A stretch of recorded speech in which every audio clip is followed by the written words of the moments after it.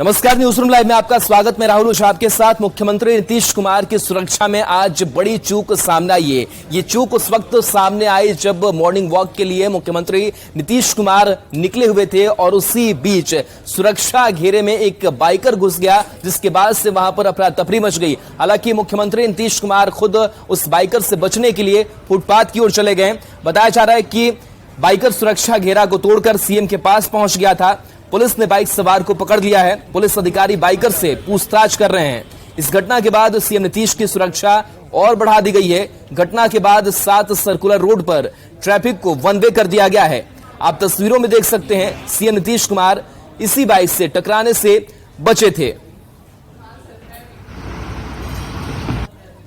मुख्यमंत्री नीतीश कुमार की सुरक्षा में बड़ी चूक का मामला सामने आया है। मुख्यमंत्री नीतीश कुमार एक अन्य मार्ग से 7 सर्कुलर रोड सुबह मॉर्निंग वॉक के दौरान आ रहे थे कि इसी दौरान लहरिया बाइकर मुख्यमंत्री से टकराते टकराते बचे। किसी तरीके से मुख्यमंत्री नीतीश कुमार डिवाइडर पर भागे ताकि वो लहरिया बाइकर से टकरा न सके। ये 7 सर्कुलर रोड है और ठीक हमारे दाहिनी ओर एक अन्य मार्ग का पीछे वाला गेट है, जिस गेट से मुख्यमंत्री अमूमन 7 सर्कुलर रोड की तरफ आते हैं। और अचानक से पटना में जिस तरीके से लहरिया बाइकर गैंग का आतंक है, उसके शिकार होते होते मुख्यमंत्री नीतीश कुमार बचे। और उसके बाद देखिए गहमा गहमी की स्थिति है। तमाम जो पटना पुलिस के जो अधिकारी हैं इस वक्त 7 सर्कुलर रोड पहुंचे हुए हैं। पटना के सीनियर एसपी के साथ साथ तमाम जो अलग जो ट्रैफिक के जो अधिकारी हैं वो भी इस वक्त यहाँ पर पहुंचे हुए हैं। कहा जा सकता है कि भारी संख्या में जो पुलिस वाले हैं पटना पुलिस के, वो यहाँ पर पहुंचे हुए हैं और इस पूरे मामले की तफ्तीश की जा रही है कि आखिर इस तरीके की चूक मुख्यमंत्री नीतीश कुमार के सुरक्षा घेरे में कैसे होती है। क्योंकि जिस तरीके से पटना शहर में आमतौर पर जब लोग चलते हैं तो देखते हैं कि किस तरीके से पटना की सड़कों पर लहरिया बाइकर गैंग जो है उनका आतंक है, और उसी आतंक के शिकार होते होते मुख्यमंत्री नीतीश कुमार भी बचे हैं। इस सड़क पर सुबह सुबह मुख्यमंत्री मॉर्निंग वॉक के लिए निकले थे और उसी दौरान यह घटना घटी है जब मुख्यमंत्री के सुरक्षा में बड़ा चूक का मामला सामने आया है। शैलेंद्र, न्यूज 18 पटना। नालंदा का वायरल बॉय सोनू आपको याद होगा, जिसने मुख्यमंत्री से मुलाकात कर शिक्षा व्यवस्था उपलब्ध कराने की गुहार नीतीश कुमार से लगाई थी। सोनू कोटा गया, वहां पर उसने पढ़ाई की और सोनू अब गांव लौटा है। गांव लौटने के बाद से वो अंग्रेजी बोलता हुआ नजर आया। अंग्रेजी बोलने की वो कोशिश कर रहा है। सोनू से बातचीत की है हमारे सहयोगी अभिषेक ने। अभी हम पहुंचे नालंदा जिले के हरनौत प्रखंड क्षेत्र के नीमाकोल में, जहां की वायरल बॉय सोनू के घर पहुंचकर हम उनसे जानते हैं कि सोनू इस बार जब कोटा से पहुंचा है तो इंग्लिश में कितना कुछ सीखा है, वो जानेंगे। Hello Sonu, give me introduction. My name is Sonu Kumar. My father name is Ranvijay Prasad Yadav. My mother name is Leela Devi. I live at Nimakol, Harnaut, Nalanda. I am studying in at Allen Career Institute. My class is 7th. Yes. After achieving goal, I am doing like my goal is IAS. So according to the IAS, that's district magistrate. So according to the district magistrate, I am improve the education system of Bihar and that district where my postings, and where I want to improve the education system, and second is administration system, and third is that person have low confidence, that I want to some persons and the person's confidence low, I want to that up, confidence up. What funding come from the government in last 6th month, and what you are doing now, means how you utilize this funding and what thing come here, because in 6th month no anything was means we can say quality are dull and bad, because after 1 year anything was means we can say anything was dull and bad. Therefore I am asked any DO the district DO and teachers direct the principal of the schools, that's all. तो देख सकते हैं ये सोनू थे जो कि पूरे फराटेदार English बोलने लगा है, खास करके। हालांकि बीच बीच में जो है कि कुछ जो है उनका कहना है कि कुछ अगले बार जब आऊँगा बिहार तो इससे और अच्छा बेहतर जो है स्टडी करके आऊँगा इंग्लिश में, क्योंकि जो इस बार है कुछ टूटी फूटी भी जो इंग्लिश का प्रयोग कर रहे हैं, लेकिन अगले बार पूरी तरह से यहाँ प्रयोग कर पहुँचेंगे। नालंदा से न्यूज 18 अभिषेक कुमार। और इस बीच बड़ी खबर बेगूसराय से, जहां पर दो शराब तस्कर आपस में भिड़ गए, आपस में मारपीट की। बताया जा रहा है कि पैसे की लेन देन को लेकर के ये आपस में भिड़ गए। वहीं एक शराब तस्कर घायल है, जिसको इलाज के लिए अस्पताल में भर्ती कराया गया है। तो दोनों पार्टनर पैसे के लिए भिड़े हैं। मारपीट में एक शराब तस्कर घायल बताया जा रहा है, इलाज के लिए उसे भर्ती कराया गया है। खुदावंदपुर थाना क्षेत्र की घटना है। पुलिस मामले की छानबीन में जुटी हुई है। घायल शराब तस्कर नीतीश कुमार खुदावंदपुर थाना क्षेत्र का ही रहने वाला बताया जा रहा है। उसने गुड्डू कुमार पर मारपीट का आरोप लगाया है। बताया जा रहा है कि पैसे की विवाद को लेकर दोनों में मारपीट हुई है।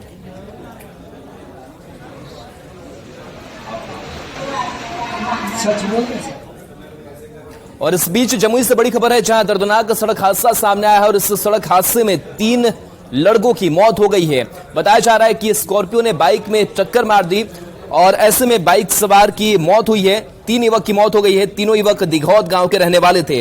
रामपुर गांव के पास भीषण हादसा हुआ। सिकंदरा पुलिस मामले की छानबीन करने में जुटी हुई है। मृतक विनय कुमार, धनराज कुमार और राम प्रवेश कुमार सिकंदरा के दिघौत गांव के रहने वाले थे, जिनकी मौत नवादा सड़क पर रामपुर गांव के पास हुई है।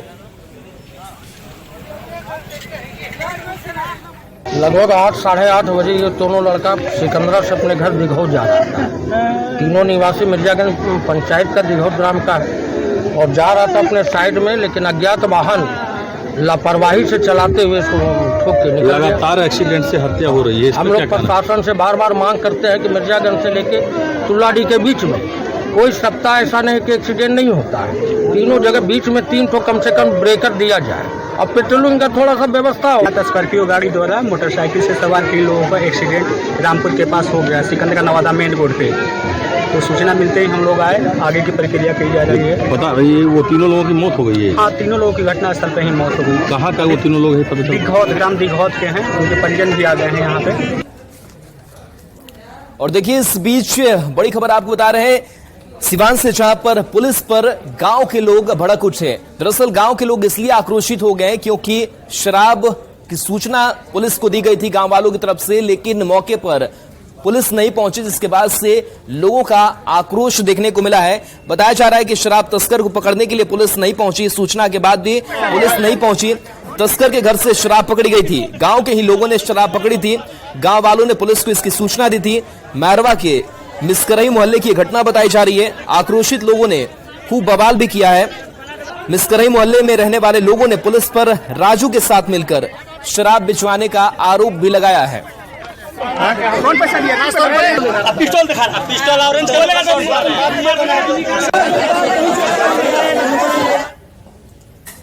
खबर कटिहार से, जहां पर प्रहलाद पासवान, जिनकी 4 दिन पहले पिटाई की गई थी, 4 दिनों से अस्पताल में भर्ती थे और आखिरकार उन्होंने जिंदगी की जंग वो हार चुके हैं। बताया जा रहा है कि कई युवकों ने उनकी पिटाई की थी। हॉर्न बजाने को लेकर के पूरा विवाद सामने आया था। बताया जा रहा है कि 4 दिन पहले नगर थाना के रामपारा चौक के पास मुस्लिम समुदाय के 7 युवकों ने प्रहलाद पासवान की बुरी तरह से पिटाई की थी। पुलिस ने 7 में से 3 आरोपियों को गिरफ्तार कर लिया है, जबकि मुख्य आरोपी ने सरेंडर किया है कोर्ट में। प्रहलाद की मौत के बाद इलाके में तनाव है। लोगों का कहना है कि बाइक के हॉर्न बचाने को लेकर युवकों से प्रहलाद की बहस हुई थी और उसी बहस के दौरान मारपीट हुई थी।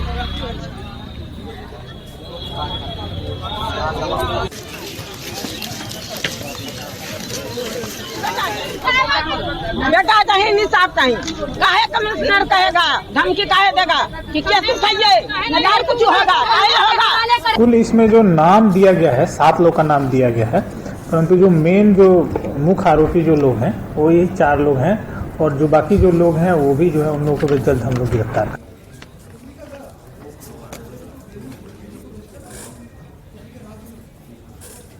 और देखिए इस बीच गया से बड़ी खबर है, जहां पर आईफोन छीनने की कोशिश करने वाले शख्स की गिरफ्तारी पुलिस ने की है। पुलिस ने बड़ी सफलता हासिल की है।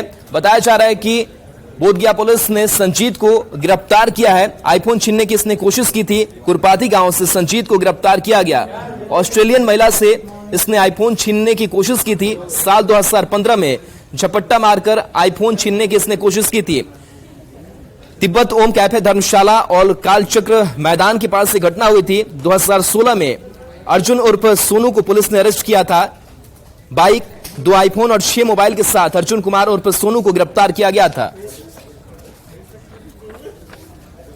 15 में एक ऑस्ट्रेलियन महिला यहाँ घूमने के लिए आई थी, पूजा में जो बौद्ध महोत्सव होता है। तो उस दौरान 2 युवकों ने उनसे झपट्टा मारकर उनका मोबाइल छीन लिया था, आईफोन। तो उस समय केस दर्ज किया गया था। केस दर्ज करने के बाद इसका अनुसंधान किया जा रहा था। अगले वर्ष ही 2016 में एक अभियुक्त को गिरफ्तार करके जेल भेज दिया गया था और उसके पास से काफी रिकवरी हुआ था। जो घटना में प्रयुक्त मोटरसाइकिल था उसकी रिकवरी हुई थी, मोबाइल की भी रिकवरी हुई थी और अन्य भी कुछ मोबाइल उसके पास से पकड़े गए थे। और देखिए, इस बीच दारुल उलूम देवबंद से जुड़ी इस वक्त की बड़ी खबर है। दारुल उलूम ने इंग्लिश सीखने पर रोक लगा दी है। बताया जा रहा है कि यह फरमान दारुल उलूम का जारी हुआ है, जिसमें यह कहा गया है कि इंग्लिश जो है वो नहीं सीखनी है। दारुल उलूम का इंग्लिश पर बैन की खबर सामने आ रही है। इंग्लिश सीखने पर दारुल उलूम ने रोक लगाई है। आदेश नहीं मानने पर कार्रवाई की भी बात कही गई है। तो दारुल उलूम का नया फरमान, जिसमें इंग्लिश सीखने पर रोक लगाई गई है, बैन लगाया गया है और ऐसा नहीं करने पर कार्रवाई की बात भी कही गई है।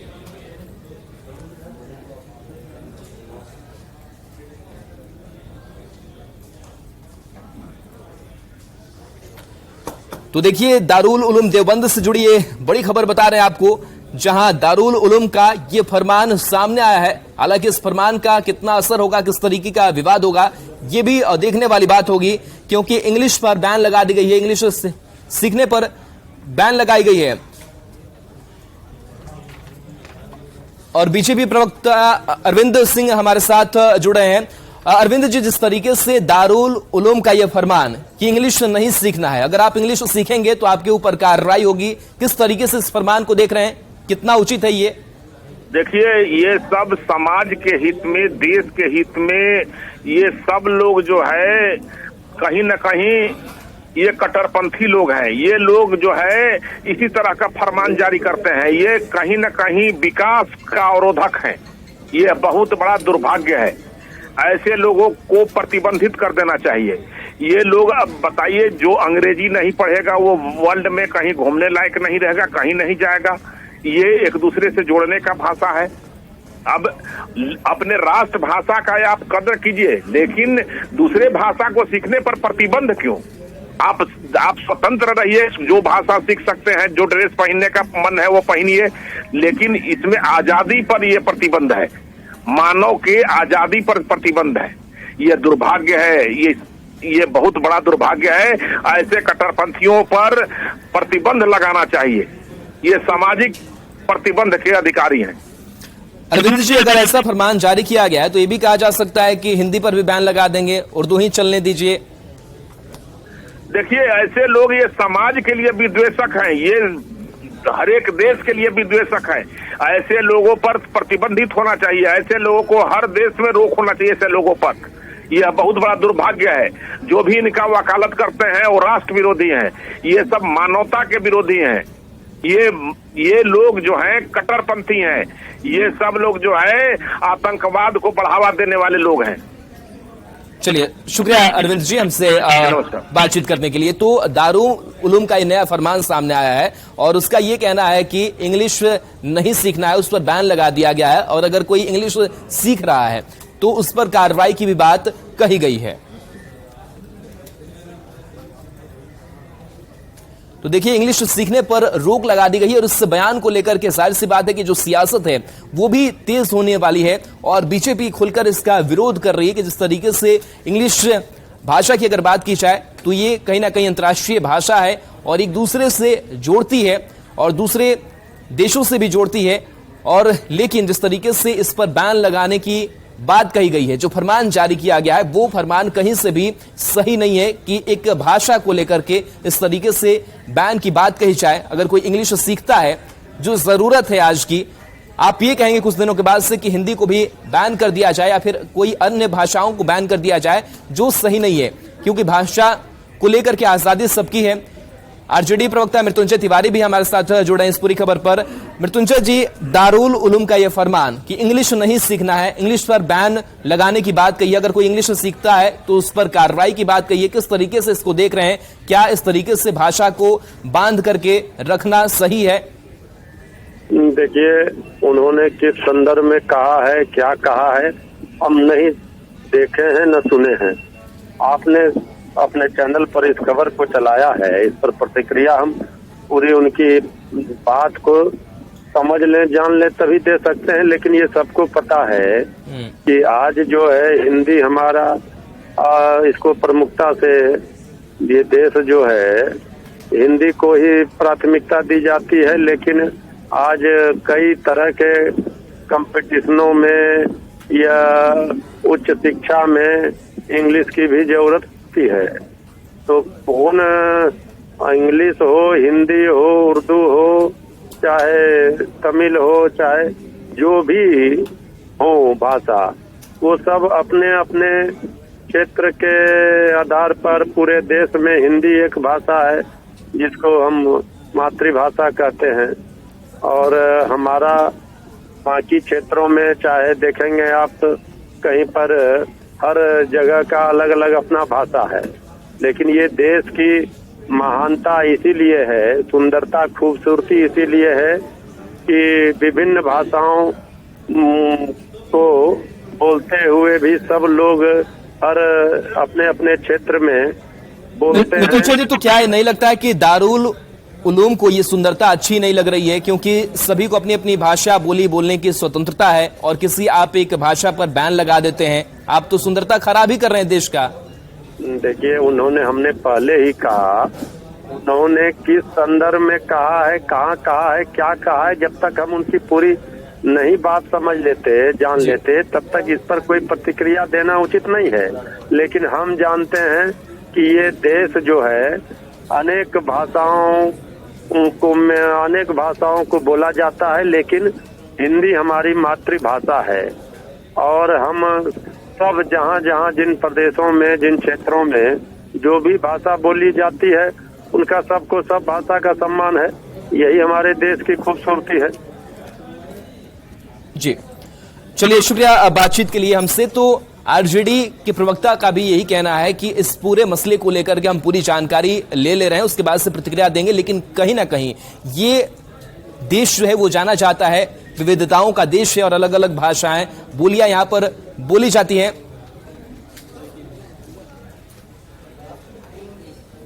और डॉक्टर फरीद अमानुल्लाह भी हमारे साथ जुड़े हैं। अमानुल्लाह जी, इंग्लिश पर बैन कितना ये सही है, दारुल उलूम का ये फरमान?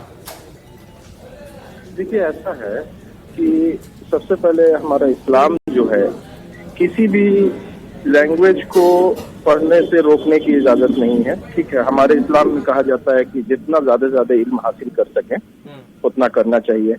और जब अगर किसी भी जबान को सीखने में अगर रोक होगी तो आप कैसे अपनी बातें लोगों के सामने रख पाइएगा।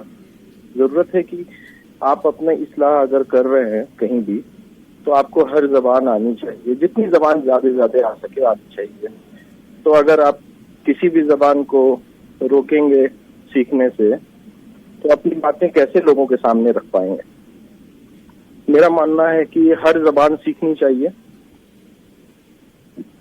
तो हर जबान सीखनी चाहिए, तो क्या ये फरमान गलत नहीं है? आप इसे जायज ठहरा रहे हैं क्या? तो जायज नहीं है, ठीक है, इसलिए कि अगर आप इंग्लिश नहीं सीखिएगा, बच्चों को नहीं सिखाइएगा, तो अपनी बातें कैसे आगे तक रख पाएंगे आप। जी, इदारे सरिया से आप जुड़े हुए हैं, लेकिन दारुल उलूम की अगर बात करें तो इस तरीके की सोच या फिर ऐसा स्टैंड लेना, इसको कैसे आप देख रहे हैं? देखिए, सोच की जहां तक बात है, हर आदमी का अपना अपना मानना है, अपनी अपनी सोच है। हमारे इस्लाम में कहा गया है कि अगर इल्म हासिल करना है तो चीन तक भी जाओ। ठीक है, तो आप किसी को रोक कैसे सकते हैं। जी, तो क्या लगता है कि ये फरमान जो है वापस लेना चाहिए? कि आप लोग भी बात रखेंगे, क्योंकि जिस समुदाय को लेकर के यह बात तो सामने आ रही है, जो चर्चा हो रही है, आप लोगों को भी एक आवाज बुलंद करनी चाहिए कि नहीं, ये सही नहीं है। नहीं, देखिए ऐसा है कि अभी तक ये फरमान मेरे आगे से नजर से गुजरा नहीं है कि कहाँ से ये फरमान निकला है। और रहा सवाल वापस लेने की जहाँ तक बात है, तो उनका अपना निजी बयान है। ठीक है, हम लोगों का मानना ये है कि भाई जितना ज्यादा से ज्यादा पढ़ना चाहिए, बच्चों को आगे बढ़ना चाहिए, और किसी को पढ़ाई से रोकना तो बिल्कुल ही मतलब कुछ अजीब है। जी चलिए, शुक्रिया अमानुल्लाह जी अपनी बात न्यूज़ 18 के साथ साझा करने के लिए। लेकिन कहीं से अब तक ये सही नहीं माना जा रहा है, ना ये फरमान सही माना जा रहा है कि आप किसी खास भाषा पर आप बैन लगा दें, इंग्लिश पर बैन लगा दें, और अगर कोई सीखता है तो उस पर आप कार्रवाई की बात कहें। और चलिए बढ़ते आगे, सरसा के कारू धाम मंदिर की बात करते हैं, जहां पर नोटों की गड्डी और वो भी लाखों में बरामद किया जो है वो वहां से पाई गई है। बताया जा रहा है कि जिस तरीके से दानपेटी थी, वो दानपेटी कब से खुली नहीं थी, जिसके बाद से उसमें जब पैसे निकाले गए तो ये पैसे लाखों में बताए जा रहे हैं। बताया जा रहा है कि सालों बाद महिषी प्रखंड स्थित बाबा कारूधाम मंदिर की दानपेटी खोली गई, जिसमें लाखों रुपए के सड़े गले नोट निकले हैं। कई तस्वीरें भी सामने आई है। इन तस्वीरों में आप देख सकते हैं कि नोटों की क्या हालत बन गई है। ज्यादातर नोट खराब हो चुके हैं, बुरी तरह सड़गल गए हैं। इस ढेर से फटे नोटों को अलग अलग कर अच्छे नोटों को छांटा जा रहा है, उसकी गिनती की जा रही है। संभावना जताई जा रही है कि लगभग 15 दिन तक इन नोटों की गिनती चलेगी। 50 लाख रुपए सुरक्षित होने की संभावना जताई जा रही है। जानकारी के मुताबिक मंदिर की परिसंपत्ति के रखरखाव को लेकर न्यास बोर्ड गठित है, जिनका अध्यक्ष प्रशासनिक अधिकारी एसडीओ है। लेकिन पिछले 4 साल से इस तरफ ध्यान नहीं दिया गया, जिसमें मंदिर के पुजारी और श्रद्धालुओं के साथ साथ लोग भी काफी आहत हैं। अभी तो एक पेटी आज खुले हैं, इससे पहले 2 पेटी खोले थे दुर्गा पूजा की लगभग में। 4-5 और पेटी है छोटा छोटा। कितने दिन तक ये प्रक्रिया चलेगी? मान करके चलिए अभी शुरू किए हैं। आज कल जैसे कल को खोले, आज जमोने हुआ है तो इसको जमा करके अब जमा करना होगा, फिर बैंक में इसको देना होगा, उसके बाद में अब खोलेंगे। अब और देखिए खबर गोपालगंज से, जहां मवेशी तस्करों को लेकर के बड़ा खुलासा हो रहा है। ये मवेशी तस्कर मवेशियों की तस्करी कर रहे थे, जिन पर शिकंजा कसा गया। 6 पशु तस्कर को गिरफ्तार भी किया गया है। बताया जा रहा है कि गोपालगंज पुलिस ने यूपी से बिहार के रास्ते पश्चिम बंगाल और असम में मवेशियों की तस्करी करने वाले एक गिरोह का बड़ा खुलासा किया है। मवेशियों से भरे एक कंटेनर और 2 पिकअप के साथ 6 पशु तस्कर को गिरफ्तार किया गया है। इन पशु तस्करों के पास से 45 मवेशियों को बरामद किया गया है, जिन्हें यूपी से तस्करी कर लाया जा रहा था। बताया जा रहा है कि गिरफ्तार तस्कर यूपी और गोपालगंज के रहने वाले हैं।